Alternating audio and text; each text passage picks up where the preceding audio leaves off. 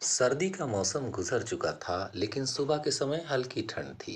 फैजान की नींद अचानक खुल गई। उसे पिछले दिन की बातें याद आने लगीं, जिसे वो सोचते सोचते सो गया था। वो शून्य में तकने लगा। दिल में दर्द की लहर उठी। ठंडी आह भरी और कराहते हुए उठ बैठा। वो सोचने लगा, नेहा तो इस समय ट्रेन पर होगी। उसके दिमाग में चलती ट्रेन की तस्वीर उभर आई। वो दिन भी याद आया जब वो छुट्टियां मनाकर अकेला लौटा था। ट्रेन में निचली सीट पर अपने बगल में बैग दबाए बैठा दोस्तों के साथ गुजरे शरारत भरे लम्हों में खोया था। उसने आंखें मूंद रखी थीं। इस बीच खुशबू का एक झोंका आया। उसे लगा जैसे ट्रेन फूलों के बागीचे से गुजर रही हो। वो इस खुशबू और अपने ख्यालों में खोया रहा। चंद पलों में ही एक मधुर आवाज आई, प्लीज अपना बैग साइड कर लें। उसने आंखें खोली। ट्रेन अपनी रफ्तार से भागी जा रही थी। ट्रेन के दोनों ओर मकान के पिछले भाग तेजी से पीछे भाग रहे थे, जैसे ट्रेन किसी शहर के पिछवाड़े से गुजर रही हो। फैजान ने अपनी बाईं ओर देखा तो पीले सलवार सूट में उसकी ओर झुकी वो लड़की उससे कुछ कह रही थी। वो समझ गया खुशबू कहाँ से आ रही थी। फैजान ने सवालिया नजरों से उसकी ओर देखा और फिर समझ जाने का तासुर लेकर झट से बैग उठा लिया। सामने वाली सीट पर एक अधेड़ कपल बीच में मौजूद अपने बच्चे की शरारतों और मासूम बातचीत से लुत्फ ले रहे थे। दूसरे बच्चे को उन्होंने बगल में सुला रखा था। सीट पर किनारे बैठी बूढ़ी माँ गोद में एक थैला धरे ऊँघ रही थीं। फैजान की सीट भी साड़ी पहने दो महिलाएं एक बुजुर्ग इंसान के साथ बैठी थीं। इस बीच खिड़की की ओर बैठे फैजान के पास रखे बैग की खाली जगह उस लड़की को उसके करीब खींच लाई थी। फैजान ने खामोशी से बैग उठा लिया। लड़की बगल में बैठी महिलाओं से थोड़ा खिसकने की इल्तिजा करती हुई फैजान के बैग वाली जगह पर एडजस्ट होकर बैठ गई। उसने एक नज़र फैजान को देखा, थैंक्स कहा और बगैर जवाब का इंतजार किए अपने बैग में कुछ तलाशने लगी। कुछ ही लम्हे बाद उसके हाथ में एक किताब थी, शायद कोई नॉवेल। इस जमाने में किताबें कौन पढ़ता है, वो सोचने लगा। अब तक आंखें बंद किए बैठे फैजान को अब खामोशी अखर रही थी। उसने हिम्मत जुटाकर उसकी ओर देखा। वह सिर झुकाकर किताब पढ़ने में खोई थी। बगल में लटक रहे काले बालों से आधे ढके चेहरे पर उसकी नजरें टिक गईं। वो अधीर होकर उसे देखने लगा।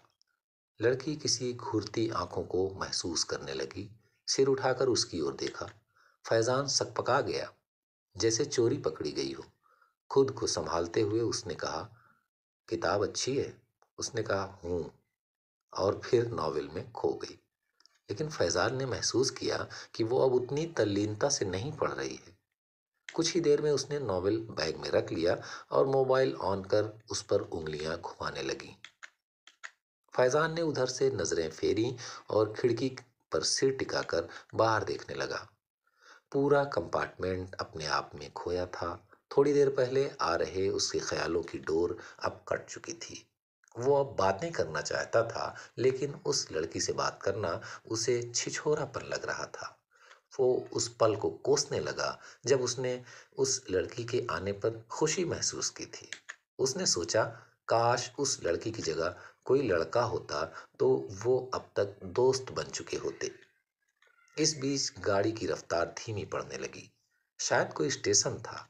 उसने अपने बैग को सीट पर रखा और खड़ा हो गया। वो डिब्बे की दरवाजे की ओर बढ़ गया। ट्रेन रुक गई थी। फैजान नीचे उतरा। उसे कुछ लेना नहीं था। पानी की बोतल और कुछ नाश्ते की चीजें उसने ट्रेन पर बैठते समय ही बैग में रख ली थीं। लेकिन वह नीचे उतरा। कुछ देर यूं ही टहलते हुए वो अपने डिब्बे के सामने पहुंचा। तभी उसे सुनाई दिया, सुनिए, एक्सक्यूज मी। उसने पलट कर देखा तो वो लड़की डिब्बे के अंदर से उसे आवाज दे रही थी। करीब गया तो उसने 20 का नोट आगे बढ़ाते हुए कहा, एक बोतल पानी ला दे प्लीज। फैजान ने नोट नहीं लिया और सामने दिख रही स्टॉल की ओर बढ़ गया। ट्रेन छूटने वाली थी। वो झपट कर स्टॉल पर पहुंचा और पानी लिया। जब वापस ट्रेन की ओर मुड़ा तो वो चल चुकी थी। उसने ट्रेन के साथ थोड़ी दौड़ लगाई। दरवाजे पर खड़े यात्री के हाथ में पानी की बोतल पकड़ाई और दरवाजे के पास लगी हैंडल थाम कर ऊपर चढ़ गया। इस बीच ट्रेन प्लेटफॉर्म छोड़ चुकी थी। फैजान ने अपनी फूल रही सांसों को संभाला और सीट की ओर चल पड़ा। जैसे उसकी नज़र कंपार्टमेंट की ओर गई, उसने सामने वही लड़की घबराई सी खड़ी देखी। अरे आप आ गए, उसने हड़बड़ाहट में कहा। फैजान ने हाँ में सिर हिलाया और उसके हाथ में पानी की बोतल पकड़ा दी। वो अपनी सीट पर आकर बैठ गया। लड़की ने बैठते ही कहा, सॉरी, मैं तो घबरा गई। आपको दरवाजे की ओर दौड़ लगाते तो देखा, लेकिन फिर काफ़ी देर आप नहीं आए तो मैं डरने लगी। फैजान मुस्कुराया और कोई बात नहीं कहकर खामोश हो गया। लड़की ने सवाल किया, आपका नाम क्या है? फैजान। और आपका? नेहा, उसने कहा।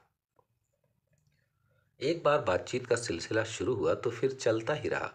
दोनों ने दुनिया जहान की बातें की। बाकी का सफ़र कैसे गुजरा पता ही ना चला। गंतव्य पर पहुंचने के बाद दोनों एक साथ स्टेशन से बाहर निकले। बाहर रिक्शा, टेम्पो और टैक्सी वालों का शोर सुनाई दिया। गाड़ियों की आवाजाही, शोर शराबा और धूल के गुबार में भी दोनों शांत थे। अब अलविदा कहने का वक्त आ गया था। दोनों ने एक दूसरे को देखा और आंखों से ही जाने की इजाजत चाही। फैजान झिझक कर बोला, आपसे कभी दोबारा मिलना हो तो नंबर ले लो मेरा, बात होती रहेगी, शर्मा क्यों रहे हो? लड़की ने कहा और दोनों हंस दिए। दोनों ने बाय बोला और चल पड़े। फैजान ने अपने अंदर एक अजब हलचल महसूस की। दिल खुश था। गुनगुनाता हुआ घर पहुंच गया। दूसरे दिन ही फोन मिला लिया। दोनों की बात हुई। अगले हफ्ते मुलाकात हुई। कॉफ़ी साथ पिया और कुछ देर कॉफ़ी हाउस में ही बैठे रहे। इसी तरह चाय, काफ़ी, लंच, डिनर और फिर मूवी में दोनों ने साथ वक्त गुजारा। इस बीच फैजान ने अपने भीतर नेहा का वजूद महसूस किया, लेकिन नेहा से अपने दिल का हाल कह दे, इसे लेकर वो पशोपेश में था। एक दिन हिम्मत करके घर से निकला। नेहा को फ़ोन किया। दोनों पार्क में मिले।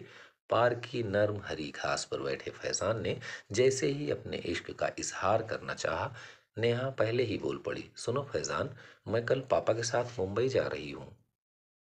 उनका ट्रांसफ़र हो गया है। वो फिलहाल राजधानी गए हुए हैं। मैं अब उनके साथ ही रहूंगी। अब शायद मुलाकात ना हो। फैजान अवाक रह गया। दिल तेजी से धड़कने लगा। जो कहने आया था वो जज्बात शब्दों में ढल नहीं पाए। आंखें डबडबाने लगीं। चुपके से आंख का कोना सुखाया और बोला, ठीक है। फिर दोनों उठ गए। बगैर बाय कहे दोनों अपने रास्ते हो लिए। वो अपने उस वक्त को कोसने लगा जिस वक्त दोनों की मुलाकात हुई थी और उन्हें ये पता चला था कि दोनों एक ही शहर के रहने वाले हैं। इतनी बातों के बाद फैजान लड़खड़ाता हुआ घर पहुंचा। सीधे अपने कमरे में चला गया। आंखों में नमी थी, दिल में दर्द था और अफसोस भी। उसने सोचा था, नेहा को मेरी हालत की क्या खबर होगी, मुझे पहले ही उसे बता देना था। इतना केयर करती है मेरा, ज़रूर मान जाती। प्यार भी करती होगी, या हो सकता है दोस्त ही मानती होगी। मेरी इजहार को सुनकर वो गौर ज़रूर करती। आखिर वही है जो मुझे अच्छी तरह जानती है, मेरी खूबियाँ और मेरी खामियाँ। वो ख्यालों में खोया रहा। आधी रात तक नींद ना आई। खाना भी न खाया गया। फिर न जाने कब उसे नींद आ गई। फैजान बिस्तर से उठा। शरीर में कमजोरी का एहसास हो रहा था। उसने महसूस किया जैसे लंबे समय से बीमार हो। इश्क की बीमारी इतनी गंभीर होती है, उसे ख्याल आया। इन तमाम ख्यालों के उधेड़ बुन में उसने बिस्तर छोड़ दिया और फिर बाथरूम में चला गया। वहां काफी समय गुजारने के बाद आखिरकार नहाकर बाहर आया। मोहल्ले में घूमने की नियत से कपड़े पहने और बाहर निकलने की सोची।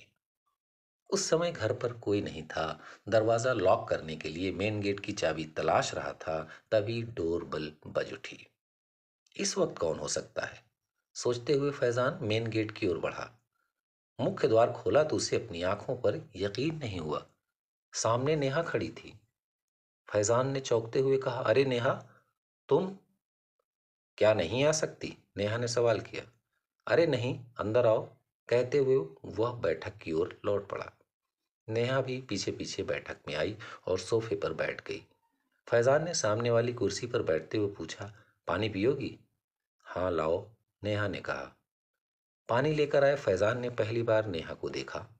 उसके चेहरे पर रोजाना वाली ताजगी नहीं थी, कुछ मायूस और उधेड़ बुन में लगी थी। फैजान ने पूछा, सब ठीक तो है? परेशान दिख रही हो। नेहा खामोश रही। फैजान भी आगे कुछ न पूछ सका। कुछ पलों बाद बोली, फैजान, तुम्हें मेरे जाने का जरा भी दुख नहीं हुआ?